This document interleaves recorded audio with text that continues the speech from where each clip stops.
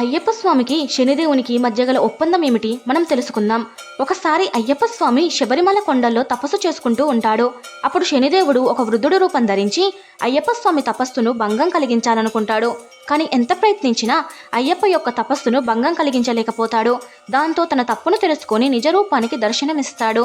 అప్పుడు అయ్యప్ప స్వామి శనిదేవునితో, శనీశ్వర, నీవు ఎందుకు మానవులను 7 సంవత్సరాలు పట్టి పీడిస్తున్నావు అని ప్రశ్నిస్తాడు. అప్పుడు శనీశ్వరుడు, అది నా ధర్మం స్వామి, నరులు తమ కర్మను అనుభవించక తప్పదు కదా అని సమాధానమిస్తాడు.